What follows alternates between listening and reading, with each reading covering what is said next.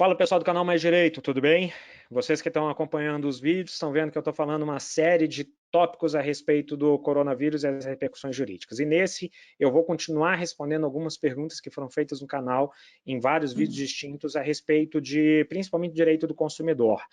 Então, nesse específico, eu vou trabalhar com serviços essenciais. Serviços essenciais podem ser cortados ou não podem, podem ser suspensos ou não podem. Para poder conversar com vocês e ajudar a responder essas perguntas, eu trouxe Fabiano, Felipe, Paula, 3 colegas de docência, 3 colegas de profissão da advocacia, profissionais extremamente competentes para poder conversar um pouquinho aqui com vocês e também comigo, obviamente. Então, vamos ouvi-los.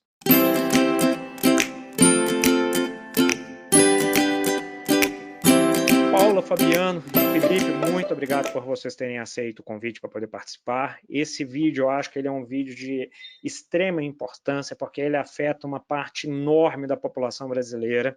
Existem várias pessoas que estão passando por alguns perrengues muito fortes, muito difíceis. Vários perderam empregos, a família inteira às vezes perdeu o emprego, às vezes são autônomos e não estão tendo renda, e uma das coisas que a gente se preocupa é exatamente com aqueles serviços essenciais, água, energia, telefonia, enfim. Eu gostaria então de abordar esse assunto específico, e vou começar com uma pergunta de uma pessoa que realmente me marcou muito aqui, e que eu gostaria de tentar de ajudar, pelo menos nessa formatação que é explicando ou tentando dar uma solução jurídica para ela. Na verdade, são 2 pessoas que fizeram essa pergunta. A primeira é: estou desesperada, perdi meu emprego e não tenho dinheiro nem para comer. Vão cortar minha água, minha luz, me colocar para fora de casa, tenho 3 filhos. Na verdade, eu senti aqui quase mais um desabafo do que uma pergunta. E eu acho que o que ela está querendo saber é: podem cortar a luz? Podem cortar a água? Podem tirar ela de casa? A questão de tirar ela de casa envolve um tema que é contrato de locação, que eu não vou abordar nesse vídeo. Tem alguns vídeos que vão aparecer aqui em cima para vocês que abordam esse tema específico. Então eu vou reter esse daqui, a luz e a água. E aí dentro disso eu tenho outras perguntas aqui, já que eu já vou fazer também de uma vez. Não estou conseguindo pagar a conta de luz, podem cortar? Não estou conseguindo pagar a minha conta de água, podem cortar? E mais uma aqui também: sou diarista, ninguém está me chamando. O que faço com as contas? Eu acho que essa diarista entra muito na questão do autônomo, que eu comentei aqui, que infelizmente nesse momento também não está sendo contratado, não está sendo chamado. Paula, o que você poderia dizer para essas pessoas que fizeram esse tipo de perguntas? Bom, boa tarde, tudo bem, Franco? Obrigada. Fabiano, Felipe, um prazer estar com vocês.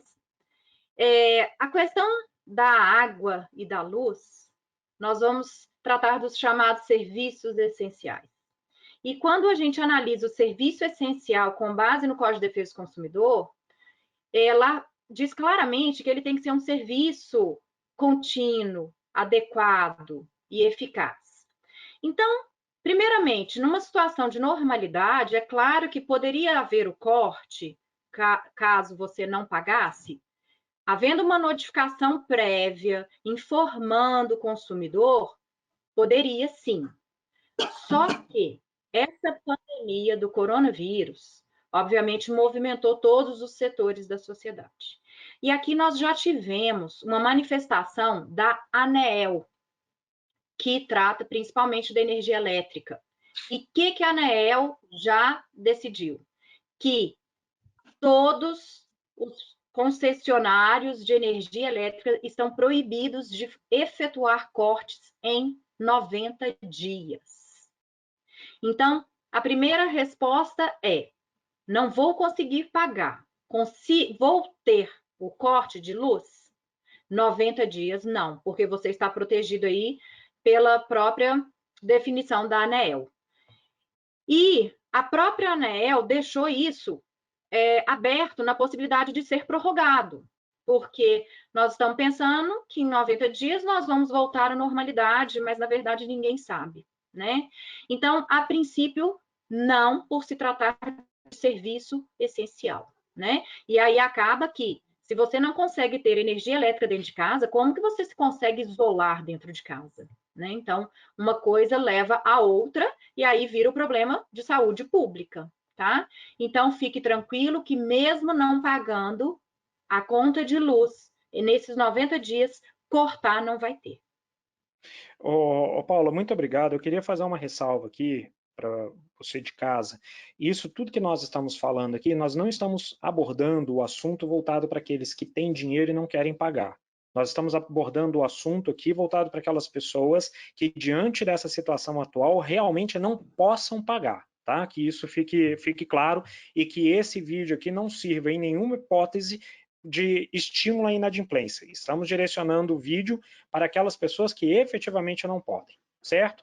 Fabiana, a Paula comentou aqui a respeito de uma... Deixa eu fazer uma intervenção aqui, que até porque, não obstante não poder cortar, não quer dizer que não vai ter dívida. Exatamente. O valor que não está sendo pago agora vai ser pago depois. Exatamente. Essa é uma peculiaridade muito importante, que a pessoa não está ficando sem a dívida, ela só não terá o risco de não ter a energia desligada nesse momento. Exatamente. Excelente complemento, Felipe. Fabiano, quando a gente fala de... A Paula falou conosco a respeito da conta de luz, da energia elétrica. E na água?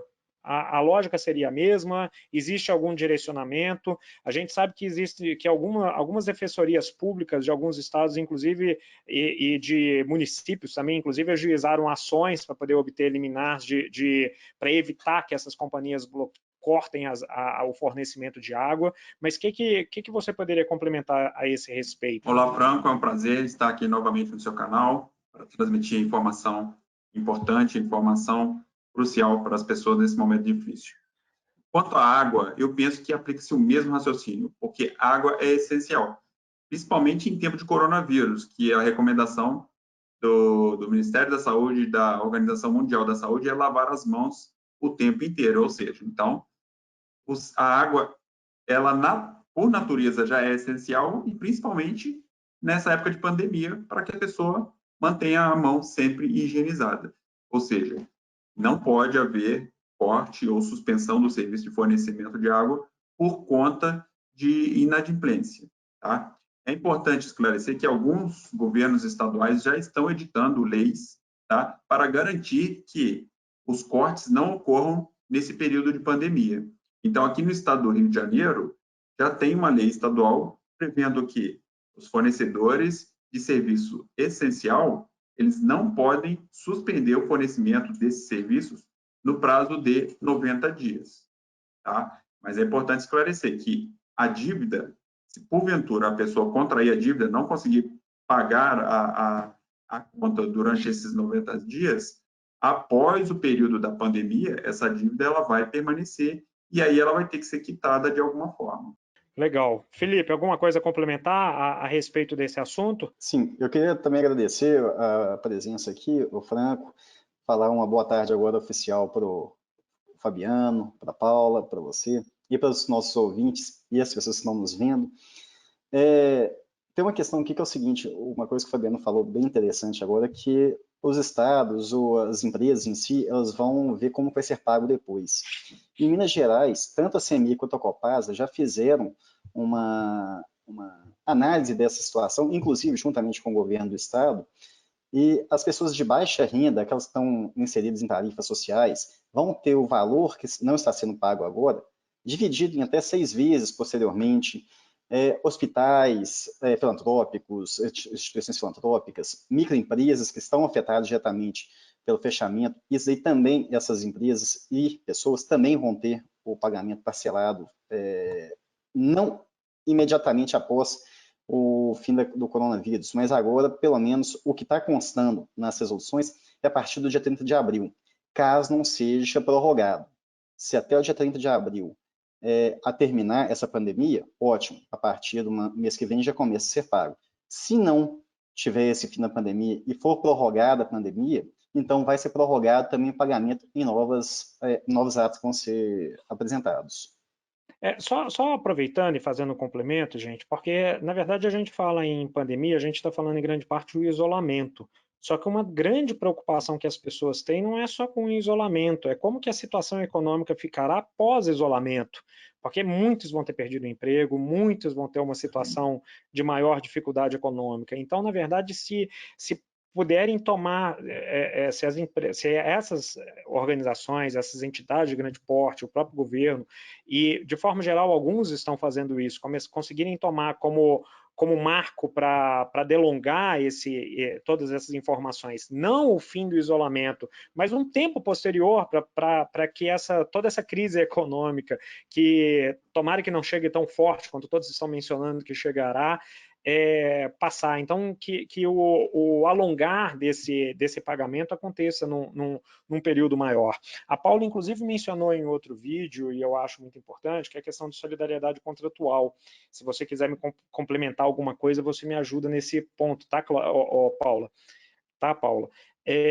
Principalmente pelo seguinte, talvez essas empresas que estejam fazendo isso, óbvio, por determinação governamental ou por necessidade, elas possam tomar como parâmetro uma relação contratual com a maioria das empresas também. Então, talvez fosse interessante, como já muito bem falado aqui, as micro e pequenas empresas, isso estendesse também, às vezes, para as médias empresas, porque, pelo menos, de maneira mais factível, para que médias também possam ter, às vezes, um fluxo de caixa maior, porque e aí médias eu estou falando as micro, pequenas e médias empresas, nessa relação contratual com fornecimento de água, fornecimento de luz, fornecimento de internet, para que esse tipo de atividade possa ter um fôlego necessário a não fazer com que o desemprego aumente ainda mais.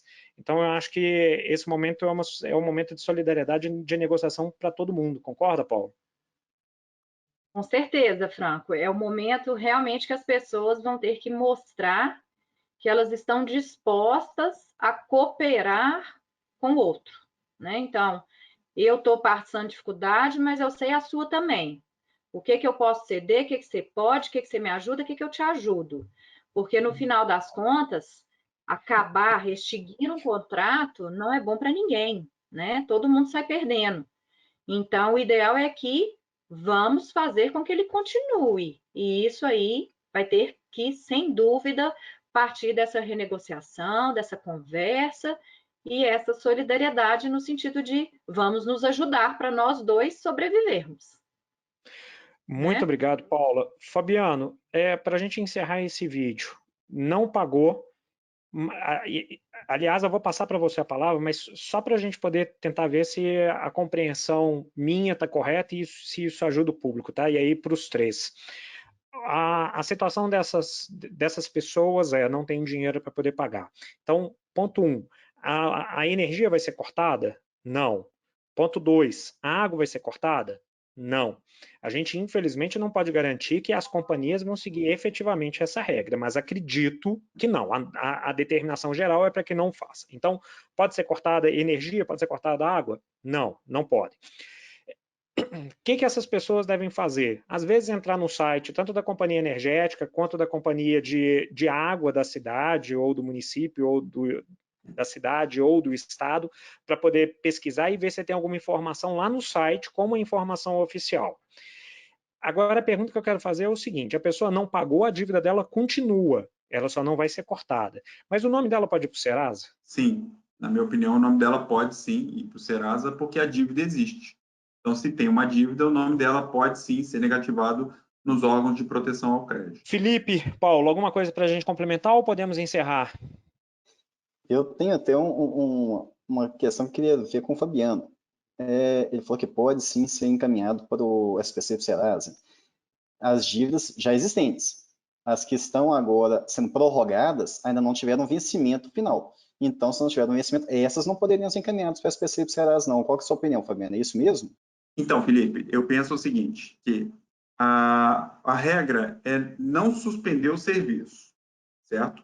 Mas a pessoa vai ter que pagar as contas que vencerem nesse período, e elas vão ser pagas da seguinte forma: a operadora, né, a prestadora de serviço, ela vai estabelecer como vai ser feito esse pagamento. Vai ser através de parcelamento, vai ser feito através de nova data de vencimento. Então, se a prestadora de serviço ela fizer o plano para o consumidor, seja ele de parcelamento ou novo vencimento, e o consumidor não pagar essa conta, aí sim ele poderia ser negativado nos órgãos de defesa do consumidor, e é o mais comum a gente ouvir que é o SPC e o Serasa. Certinho, concordo. Ótimo. Pessoal, muito obrigado por esse vídeo.